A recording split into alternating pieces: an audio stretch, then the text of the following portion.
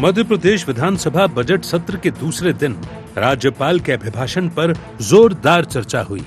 BJP के वरिष्ठ विधायक अजय विश्नोई ने सरकार की उपलब्धियों और भविष्य की योजनाओं को विस्तार से रखा। उन्होंने कहा कि राज्यपाल का अभिभाषण बीते वर्षों का हिसाब नहीं, बल्कि आने वाले समय की विकास रूपरेखा है। उन्होंने बताया कि प्रदेश में 2000 किलोमीटर से अधिक सड़कों का निर्माण जारी है। बिजली उत्पादन में मध्य प्रदेश सरप्लस राज्य बन चुका है और कई एमओयू के जरिए ऊर्जा क्षमता बढ़ाई जा रही है। शहरों में 24 घंटे और किसानों को 10 घंटे बिजली देने का दावा भी दोहराया गया। मुख्यमंत्री डॉक्टर मोहन यादव ने आर्थिक सर्वेक्षण 2025-26 में प्रति व्यक्ति आय में बढ़ोतरी पर संतोष जताया और इसे विकास की दिशा में बड़ा कदम बताया। एमपी विधानसभा के बजट सत्र का दूसरा दिन राज्यपाल के अभिभाषण पर हुई चर्चा। विधायक अजय विश्नोई ने गिनाई उपलब्धियां। 2000 किलोमीटर सड़कों का निर्माण जारी, बिजली उत्पादन में एमपी सरप्लस, किसानों को 10 घंटे बिजली का दावा, प्रति व्यक्ति आय में ऐतिहासिक वृद्धि। प्रति व्यक्ति आय 10-11 से कंपैरिजन करें, में जो आय थी वो लगभग 38,497 रुपए थी। जब हमारी सरकार बनी तो प्रति व्यक्ति आय 1,41,000 के आसपास थी। आज की स्थिति में 2 वर्ष के अंदर ही प्रति व्यक्ति आय 1,69,050 रुपये के आसपास में एक एवरेज आया था। ये हमारी आय का स्तर भी बताता है, जीवन की गुणवत्ता भी बताता है और संरचनात्मक सुधार की तरफ भी हमारा ये ग्रोथ रेट ले जाता है। उधर आज सदन की कार्यवाही शुरू होते ही प्रश्नकाल में विपक्ष ने सरकार को कई मुद्दों पर घेरा। कांग्रेस सदस्यों ने इंदौर के दूषित जल मामले पर जमकर प्रदर्शन किया। विधानसभा परिसर में महात्मा गांधी की प्रतिमा के सामने कांग्रेस विधायकों ने गंदे पानी से भरी बोतलें और तख्तियां लेकर सरकार के खिलाफ नारेबाजी की। वहीं सदन में गाय को राष्ट्रीय पशु घोषित करने का मुद्दा भी गरमाया। कांग्रेस विधायक आतिफ अकील ने अशासकीय संकल्प लाते हुए गाय को राष्ट्रीय पशु घोषित करने और चमड़ा व्यापार बंद करने की मांग की। इस पर बीजेपी विधायक की टिप्पणी से सदन में हंगामा हो गया। विपक्ष ने इसे आपत्तिजनक बताते हुए कड़ा विरोध दर्ज कराया, तो सत्ता पक्ष ने कहा कि एक आईएएस अधिकारी को बर्खास्त कर सरकार ने बड़ी कार्यवाही की। सबसे ज्यादा बहस आवारा कुत्तों के मुद्दे पर हुई। मंत्री कैलाश विजयवर्गीय ने बताया कि लाखों कुत्तों को एंटी रेबीज का टीका लगाया गया है और नसबंदी अभियान तेज किया जा रहा है। हालांकि विपक्ष ने आरोप लगाया कि नसबंदी सिर्फ कागजों में हो रही है। पूर्व मंत्री गोपाल भार्गव ने भी कुत्तों की नस्ल खत्म करने की बात की। वहीं स्वास्थ्य मंत्री राजेंद्र शुक्ल ने एंटी रेबीज वैक्सीन की गुणवत्ता पर भरोसा जताया। राज्यपाल के अभिभाषण में कहते हैं सरकार कितनी, मेरी सरकार स्वच्छ पानी पिला रही है। कहाँ स्वच्छ पानी पिल रहा? ये अगर पानी नहीं दे सकती है या क्यों भागना चाहती है सरकार? और मंत्री जो कुर्सी पे बैठे हुए हैं, मैं समझता हूँ तत्काल मुख्यमंत्री जी को इस्तीफा लेना चाहिए। एक आईएएस अधिकारी को मध्य प्रदेश में पहली बार बर्खास्त करके वो पूरे जांच को की जा रही है और आज वहाँ पर स्वच्छ पानी कैसे मिले वह सुनिश्चित करने के लिए हम बिल्कुल प्रयासरत हैं। कुल मिलाकर विधानसभा में विकास के दावों से लेकर धार्मिक, स्वास्थ्य और मूलभूत सुविधाओं तक हर मुद्दे पर पक्ष और विपक्ष आमने सामने रहे। यही वजह रही कि बजट सत्र का दूसरा दिन भी हंगामेदार और आरोप प्रत्यारोप से भरा रहा। Bureau report, IND 24।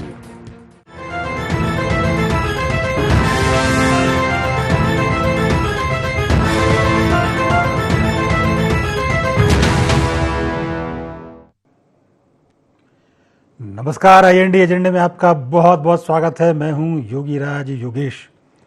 एजेंडे में आज चर्चा होगी सदन में संग्राम पर। असल में आज मध्य प्रदेश विधानसभा का दूसरा दिन था और जैसे कि उम्मीद थी दूसरा दिन हंगामा खेज रहा। विपक्ष ने वही अपने दूषित पानी का मुद्दा उठाया। राज्यपाल के अभिभाषण पर चर्चा का दिन था, चर्चा हुई, लेकिन शुरुआत से ही हंगामा शुरू हो गया। और जैसा कि पिछले सत्र के दौरान भी हमने ये स्ट्रेटेजी देखी थी कि विपक्ष जो है वो तरह तरह के कुछ बोल लेके आता है और उसके आधार पर वो विरोध प्रदर्शन करता है। आज भी वो दूषित पानी की बोतल लेके आया था, उन्हें जल भरा हुआ था और गांधी जी की प्रतिमा के सामने जाकर उन्होंने उसका विरोध प्रदर्शन किया। नेता प्रतिपक्ष उमंग सिंगार ने कहा कि सरकार कहती है कि हम सबको स्वच्छ जल पिला रहे हैं, और तो ये क्या, ये उन्होंने सवाल उठाए।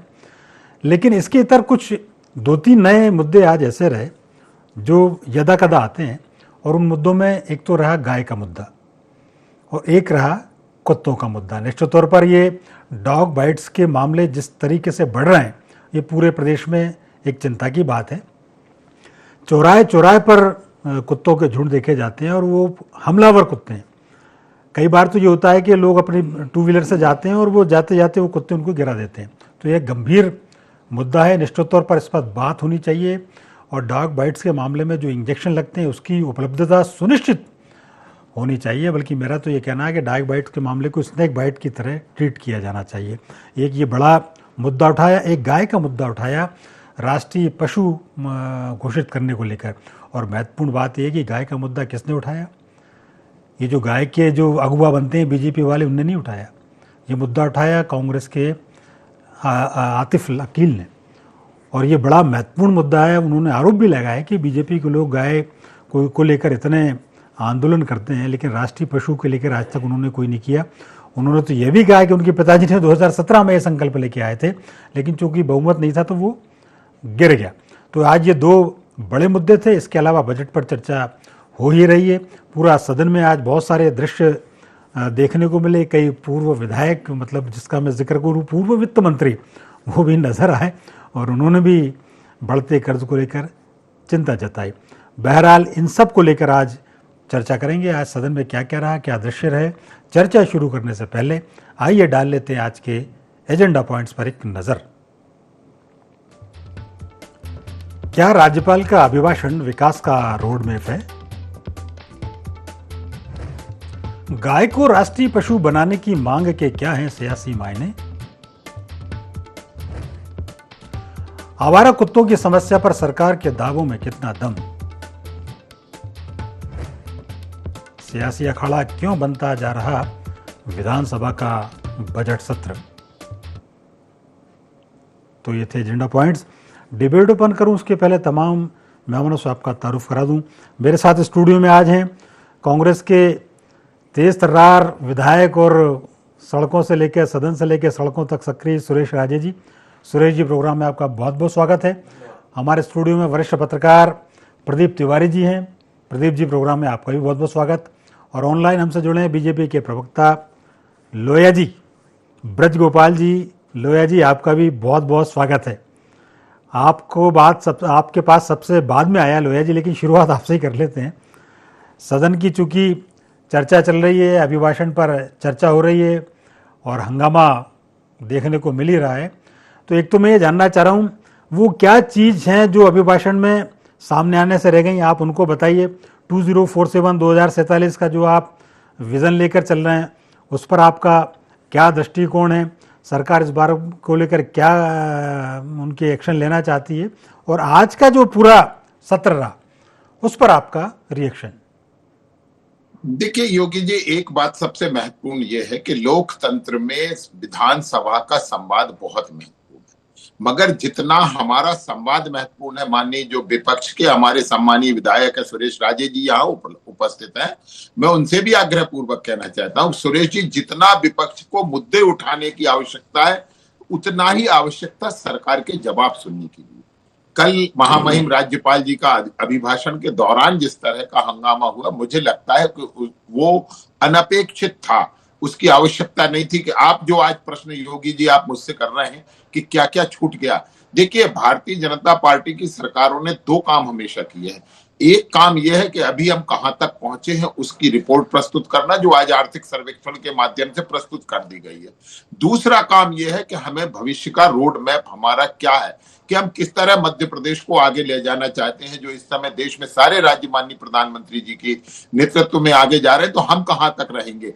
कल माननीय राज्यपाल जी के अभिभाषण में छूट गया वो यही है कि अभी तक हम कहां पहुंचे हैं और आगे हमारे लक्ष्य क्या है। परंतु छोड़िए, आज की बात करते हैं। आज निश्चित है, देखिए 2 मामले महत्वपूर्ण हैं कि विपक्ष ने जिस तरह मामले उठाए उन्हें उठाना ही चाहिए। जो 2 मामले सदन में उठाए गए हैं, ऐसे मामले उठना चाहिए, और ये जनता की जो चिंता है वही सरकार की चिंता है और वही विपक्ष की चिंता है।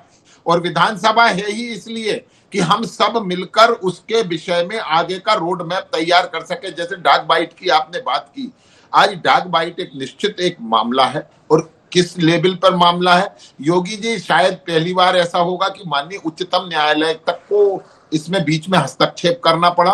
किस तरह से उन्होंने हस्तक्षेप किया कि कुछ लोग जो पेट लवर्स होते हैं, जो हमारे डॉग लवर्स होते हैं, उनकी बड़ी आपत्तियां आती थी, जिसके कारण सरकार और जो स्थानीय निकाय हैं उनको असुविधा आती थी। मगर माननीय उच्चतम न्यायालय ने उसमें कुछ दिशा निर्देश जारी किए, उनके अनुरूप सरकार काम कर रही है।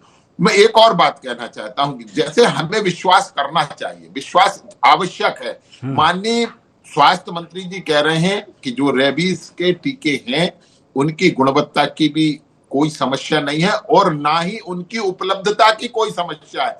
मैं समझता हूं ऐसा कोई भी विकास खंड नहीं है मध्य प्रदेश में जिस विकास खंड में डाक बाइट के टीके मौजूद ना हो, जो इंजेक्शन लगते हैं रेबीज के वो उपलब्ध ना हो, ऐसा कोई विकास खंड मध्य प्रदेश में नहीं है। और चूंकि हम सरकार में है इसलिए हमारी जिम्मेवारी है कि हम जनता को इस चीज से आगाह कराएं। दूसरी बात है, एक बात और छोटी सी है कि जो आज मामला लेकर आए आतिफ अकील, जो आज उन्होंने एक निजी संकल्प उसमें सदन में रखा, वो निश्चित 100% राजनीति है और राजनीति से प्रेरित है।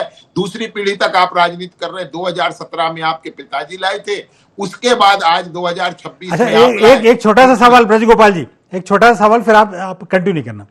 एक तो ये जो बात विपक्ष ने उठाई है, ये बहुत जनता से जुड़े मुद्दे हैं, ये तो सरकार की तरफ से आना चाहिए।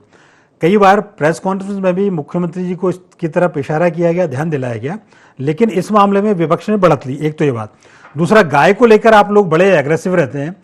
यदि ये संकल्प आपकी तरफ से आता तो मुझे लगता कि और बेटर होता। अब चूंकि वो आतिफ अकील लेके आए तो फिर आपको उसमें राजनीति नजर आ रही। नहीं, मैं बड़ा स्पष्ट इसलिए नजर आ रही है। देखिए, मैं फिर से कहता हूं, आपने जैसे कहा कि सरकार की तरफ से आना चाहिए, निश्चित आना चाहिए।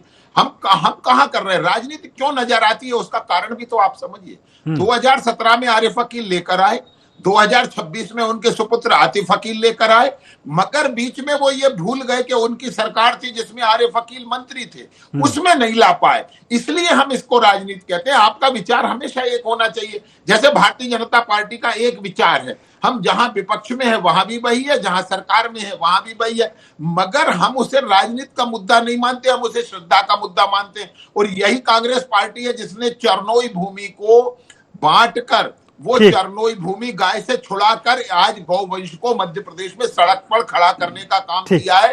तो इसका जवाब भी तो उनकी पार्टी को देना पड़ेगा ना आतिफ अकील जी को। चलिए उनसे जवाब ले लेते हैं। सुरेश राजे जी हमारे साथ हैं। सुरेश जी, एक तो आज चूंकि आपका प्रदर्शन तो रहा ही है, मतलब आप लोग तो बड़े एग्रेसिव हैं आजकल सदन में, सत्र में, एक आजकल आपकी एक अलग स्ट्रेटेजी के साथ आप आते हैं और निश्चित तौर पर मैं तो ये कहूँगा कि हाँ, मेहनत कर रहे हैं आप उसको लेके, चाहे वह विरोध प्रदर्शन का मसला हो, कैसे विरोध किया जाए, ये स्ट्रेटेजी आपकी निश्चित तौर पर प्रभावशाली रहती है। एक तो मुद्दा ये हो गया। दूसरा एक ये बात है कि आपके जो प्रदर्शन रहते हैं वो मीडिया में तो स्थान पाते हैं साहब, इसमें कोई दो राय नहीं है, लेकिन वो जनता के दिल में पहुंच पा रहा है कि नहीं पहुंच पा रहा है, उस पर भी आप अपना रिएक्शन दीजिए। और आज के सत्र को लेकर जो आपको रिएक्ट करना हो, चाहे वो ब्रज गोपाल जी, लोया जी की बातों का जिक्र हो, चाहे दो जो महत्वपूर्ण मुद्दे आ जाए, आप उस पर भी कुछ कहना है तो आप जरूर अपना पक्ष रखें। नहीं, देखिए आदरणीय योगी राज जी, जैसे लोया जी ने अभी कहा, तो सबसे पहले तो मैं उनकी बात का ही जवाब देना मुनासिब समझूंगा। उन्होंने कहा कि ये अतीक जी ने इस पर राजनीति की है, बड़ा दुर्भाग्यपूर्ण ये उनका वक्तव्य है। जिसकी दम पर, जिसकी बदौलत और पता नहीं क्या क्या कर करके ये गौ माता के नाम पर क्या क्या करते हैं और यहाँ तक पहुँचने में उनका भी बहुत बड़ा योगदान है। लेकिन अभी उन्होंने एक बात कही कि इनके फादर जो है मंत्री रहे, तब उन्हें ध्यान नहीं आया। अब लोया जी शायद ये भूल रहे हैं कि 2003 से 2018 लगातार एक 1.5 वर्ष का कार्यकाल छोड़ दें माननीय कमलनाथ जी का, तो टोटल समय तो आप ही सरकार में हो, तो आपको किसने रोका? भाई गौ माता के प्रति ठीक है, वो लेकर आए, उसको धन्यवाद नहीं दे रहे, उनकी समझ है, उनको लगता है कि नहीं इसमें राजनीति हो रही है। अब उसमें क्या राजनीति है मेरी समझ से परे है। लेकिन आप क्या कर रहे हो? 20 साल से लगातार आप तो सरकार में हो ना। सही है भाई गौवंश की बात करना, गौ माता की पूजा करना, गौ माता को अब सब कुछ 33 कोट देवता हमारे गौ माता में निवास करते हैं, ये सब हम उस पद्धति को मानते हैं ना, तो हमने क्यों नहीं चिंता की? और अगर गौ माता को अगर राष्ट्रीय पशु घोषित कर दिया जाए, मेरी तो समझ से परे है कि लोया जी इसमें क्या राजनीति होगी। भाई एक कोई भी व्यक्ति अगर वो गोवंश को भर के छोटे वाहन में ले जा रहा है और दूसरी जगह बेचने भी ले जा रहा है, और कहीं वो अपने जिनको गौरक्षक कहते हैं वो कहीं मिल जाएं, तो कानून की जरूरत नहीं है। पुलिस तो बाद में बुलाएंगे, उसकी जरूरत नहीं है। सारा हिसाब किताब, सारा पुलिसिया काम वो खुद ही कर देते हैं। तो कम से कम मैं समझता हूं कि एक बहुत नेक नियत से लाया गया प्रस्ताव है, ठीक है। और इसको राजनीति से बिल्कुल नहीं देखना चाहिए, मेरा ऐसा मानना है। बाकी अब लोया जी हैं, मैं ज्यादा कुछ तो नहीं कहूंगा, लेकिन इतना जरूर कहूंगा कि आप भी गौ माता को पूजने वाले हो, हम सब भी गौ माता को पूजने वाले हैं, और जिन पे आरोप लगता है कि जो गौ माता को नहीं पूजते, वो अगर संकल्प लाए हैं तो ये हमारे लिए एक सुखद संदेश है। और यही हमारी अनेकता में एकता, यही है हमारी भारत की विशेषता। नहीं, हम इसको सबका ध्यान भाव रखना चाहिए। ये है, गौ माता को निश्चित तौर पर राष्ट्रमाता का दर्जा मिलना चाहिए, राष्ट्रीय पशु का दर्जा मिलना ही चाहिए। कम से कम कुछ चीजों और पे कोई भी रोक करे, तो चाहे वो लगेगी। वकील साहब करें, चाहे लोया जी करें, चाहे सुरेश राजे जी करें, इसमें चाहे कुछ तो रोक लगेगी, कुछ निश्चित तो तौर पर। राहत हाँ, मिलेगी। जल्दी से ब्रज गोपाल जी, आप फिंगर रेस कर रहे थे, फिर मैं जाऊंगा प्रदीप जी के पास। छोटी सा निवेदन मुझे माननीय सुरेश राजे जी भाई साहब से करना है। देखिए सुरेश राजे जी भाई साहब, आप भी उसी विचार से आते हैं, 2013 तक आपके और मेरे विचार समान थे। मैं एक आपसे निवेदन करना गाय के मामले में तो सबके विचार समान है। मेरी एक और बात गौ सुनिए। माता के मामले में हमारे आज भी विचार समान है। राष्ट्रीय पशु केंद्र की सरकार है और संसद घोषित करती है। राष्ट्रीय पशु किसी को घोषित करना प्रदेश की विधानसभा का मसला नहीं है। नहीं, केवल संकल्प पारित कर सकते हैं वो। ये और अच्छा है लोया जी, इस समय तो डबल इंजन की सरकार बैठी है, करा लो, ज्यादा बेहतर है। मैं आपसे आग्रह कर रहा हूं। इसीलिए तो वो राजनीति से प्रेरित है कि जो संकल्प आते वकील यहाँ लाते हैं, वे संकल्प राहुल गांधी संसद में नहीं लाते जहां से ये होना है। मेरा इतना ही आग्रह है। और मैं फिर से कहता हूं सुरेश जी, आप भी बहुत बेहतर जानते हैं कि किस तरह का मैकेनिज्म काम करता है, मगर मैं फिर से कहता हूं, विधानसभा में अपने अपने मत निजी भी आने चाहिए, पार्टियों के भी आने चाहिए, और उन पर सार्थक संवाद भी। अब आप गौ माता का क्रेडिट राहुल गांधी को क्यों देना चाहते हो साहब? नहीं, मैं आपसे पुनः कह रहा हूं, जिन्होंने गौ हत्या के प्रतिबंध के लिए, जिनकी दादी ने इस देश में हजारों संतों की हत्या की, और ये जो कानून आया है गौ संरक्षण का, वो कानून भी मध्य प्रदेश में भारतीय जनता पार्टी की सरकार के दौरान आया। तो इसलिए तो जैसे सुरेश राजे जी भी कह रहे हैं कि आपकी स्टेट में सरकार है, केंद्र में भी, ये शुभ कार्य आपके हाथों से हो जाए तो ज्यादा अच्छा। मैं फिर से कहूंगा, सनातन परंपराओं के मानकों को स्थापित करने के काम भारतीय जनता पार्टी की सरकारें ही करेंगी। ठीक बात, चलिए जरा लोया जी से निवेदन करूंगा आपके माध्यम से कि आप तो संकल्प पारित कराकर यहाँ से केंद्र को भेजो। ठीक है, देखो यहाँ से कैसे सर्वसम्मति से पास होता है कि नहीं होता, भेजो ऐसे। ठीक बात। चलिए जरा एक बार मैं प्रदीप जी को इन करता हूं, फिर दूसरे राउंड में आपके पास आऊंगा। प्रदीप जी, आज की पूरी जो कार्यवाही आप उसको कैसा देखते हैं? देखिए, हम तो कहते हैं कि अगर गाय की बात है तो हम कहते हैं कि इसमें राजनीति ही हो सही, लेकिन जब राजनीति है तो अगर किसी व्यक्ति ने एक अच्छा काम की पहल की है कि गौ माता को राष्ट्र का दर्जा दिया जाए, तो मुझे उसमें दिक्कत क्या है? कब बीजेपी तो उसके हमेशा समर्थक रही है, और बीजेपी के जितने सांघिक संगठन है, चाहे विश्व हिंदू परिषद हो, चाहे बजरंग दल हो, सब भी अभी आप देखें तो कहीं भी किसी तरह की गौ हत्या या किसी तरह का मामला आ जाए तो सबसे पहले उबाल आता है। तो मेरा ये कहने का मतलब है कि भले कांग्रेस के किसी व्यक्ति ने इस बात को ले आया विधानसभा में कि इसका संकल्प पारित हो, तो बीजेपी को संकल्प पारित करके केंद्र को भेजना चाहिए। और ये मुद्दा बड़ा सार्थक मुद्दा है, इसलिए जिसमें गंभीर विषय है ये, इसको लेकर सदन में चर्चा होनी चाहिए। और केंद्र में सरकार है बीजेपी की, अन्य राज्यों में भी जहां भाजपा की सरकार है वहां से भी संकल्प पारित कराएं। मुझे लगता है कि अगर कांग्रेस राजनीति अब कर रही है, कांग्रेस को हालांकि ये पहले काम करना चाहिए। 2003 से पहले कांग्रेस सरकार थी मध्य प्रदेश में, उसके बाद केंद्र में लगातार सरकार रही 2013 तक। तो कांग्रेस को ये मुद्दा तो पहले उठाना चाहिए था, लेकिन अगर किसी बात के किसी कारणवश ये कांग्रेस के विधायक या सदस्य नहीं ले आ पाए, अब वो संकल्प पारित कराना चाहते हैं, प्रयास करते हैं, तो बीजेपी तो इसमें समर्थित पार्टी है। वो तो हमेशा ही हिंदुत्व को बढ़ावा देने का प्रयास कर रही है और हिंदुत्व के मुद्दे पे लड़ाई लड़ती रही है। तो बीजेपी का ये मूल वो उद्देश्य होना चाहिए कि अगर किसी व्यक्ति ने इस सवाल को उठाया है तो उसको केंद्र तक हम पहुंचाने का प्रयास करें। बिल्कुल, ये जन का मुद्दा है, लेकिन ये कि अब चूंकि इस पूरे सत्र में वो जिस पर केंद्रित ये सत्र है वो चीज छूट रही है। एक तो अभिभाषण पर, दूसरा जो बजट को लेकर ब्रजगोपाल जी, इसमें क्या जैसे मुख्यमंत्री जी ने आज संकेत दिया है कि प्रति व्यक्ति आय में ज़बरदस्त बढ़ोतरी हुई है, ये एक पॉजिटिव संकेत है। दूसरी इस बात को लेकर भी बहुत चर्चा चल रही है कि बजट का जो आकार है वो बढ़ रहा है, लेकिन कर्ज का उससे ज़्यादा बढ़ रहा है। इस पर भी जरा आप अपने विचार रखें। नहीं, देखिए योगी जी, मैं बड़ा स्पष्ट कहता हूं कि कर्ज को हम गलत तरीके से बताने का प्रयत्न करते हैं। आप क्षमा करना, मैं केवल आप पर या विपक्ष पर आरोप नहीं लगा रहा हूं। ये वास्तविकता ये है कि 2003 की अपन बात करते हैं कि मध्य प्रदेश का बजट था 23,000 करोड़ रुपए और मध्य प्रदेश पर कर्ज था 50,000 करोड़, यानी अपने बजट के आकार से 2 गुना। और उस समय हमारा जो कुल राजस्व था उसका 23.5% हिस्सा ब्याज की अदायगी में जाता था। आज बजट के आकार से कम कर्ज है, पहली बात, यानी बजट से कम कर्ज है। दूसरी बात, हमारा आज राजस्व प्राप्तियों का कुल 16% हिस्सा उसके ब्याज की अदायगी में जाता है। मैं एक बात पुनः कहता हूं, जिस तरह से मध्य प्रदेश में कैपिटल इन्वेस्टमेंट बढ़ा, इस वर्ष 59,000 करोड़ से अधिक का कैपिटल इन्वेस्टमेंट किया है मध्य प्रदेश की सरकार ने। और ये मध्य प्रदेश को अगर आगे ले जाने वाला कोई काम होता है तो ये बुरा नहीं है, मगर हाँ, असल में ब्रजगोपाल जी, ये सवाल मैंने आपसे इसलिए भी पूछा कि आप ही के सरकार के वित्त मंत्री रहे राघव जी, और राघव जी एक ऐसे वित्त मंत्री रहे हैं कि जिनके बारे में पूर्व मुख्यमंत्री दिग्विजय सिंह जी ने तक ये कहा था कि राघव जी जैसा वित्त मंत्री मुझे मिलता तो प्रदेश की हालत बहुत पहले ही सुधार देते हो। उन वित्त मंत्री राघव जी ने ये सवाल उठाया है कि निश्चित तौर पर एक कर्ज चिंता की बात है। देखिए, मैं आपको बताऊं, राघव जी की उन्होंने मांग इसलिए की कि उन्होंने भारतीय जनता पार्टी जैसा राजनीतिक दल भी मिला। अब दिग्विजय सिंह जी खुद गलत संगत में चले गए, वो हमारी जिम्मेवारी नहीं है। मगर लेकिन बात उन्होंने ठीक की है।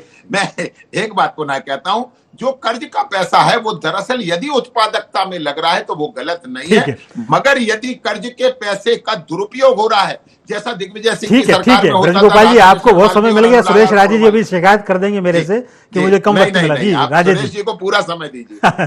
देखिए, अब बजट पर भी बोल, जिस तरह सम्माननीय ब्रजगोपाल जी कह रहे हैं कि हम विकास पे वो पैसा खर्च कर रहे हैं, वो सच्चाई से परे है।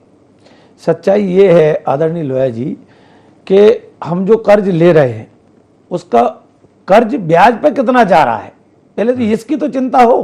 कर्ज लेना बुरी बात नहीं, हम मान रहे हैं विकास करना है तो कर्ज लेना है, ठीक है, सरकारें लेती है, कर्ज पटाने की वो भी होना चाहिए। लेकिन क्या हम उस स्थिति में पहुंच रहे हैं कि जो हम कर्ज ले रहे हैं उस कर्ज से ही ब्याज भर रहे हैं? इसकी भी चिंता करना बहुत जरूरी है।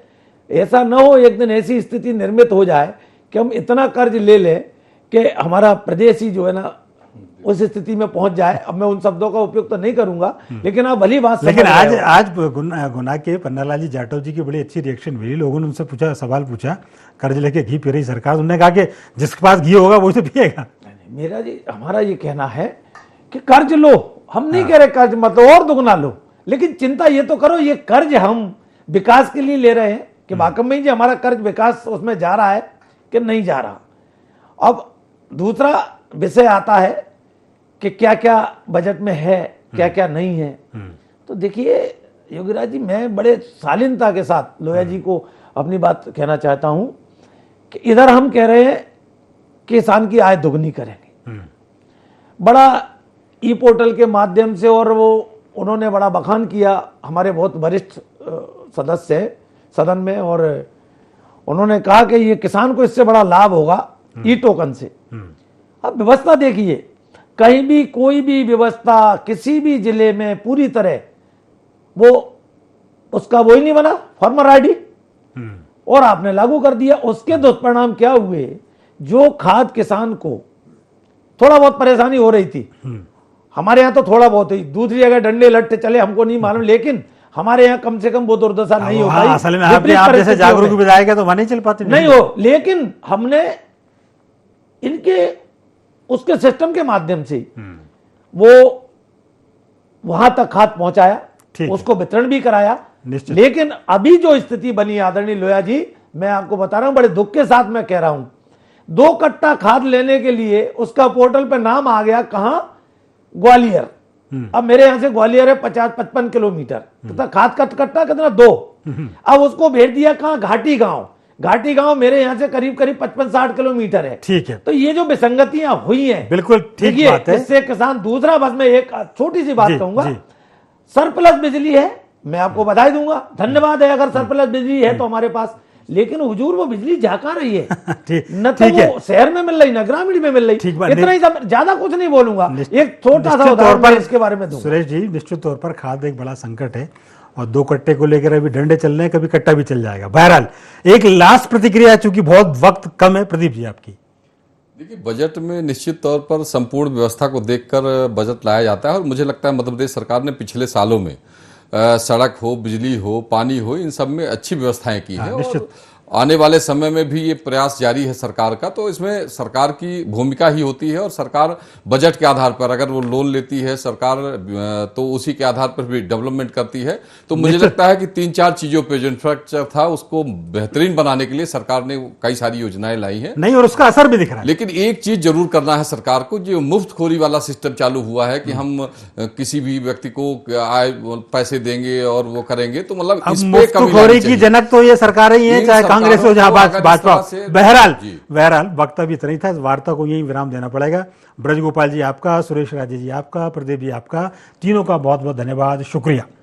तो IND एजेंडा में फिलहाल इतना ही। आप हमारे साथ बने रहिए, जुड़े रहिए और देखते रहिए IND 24।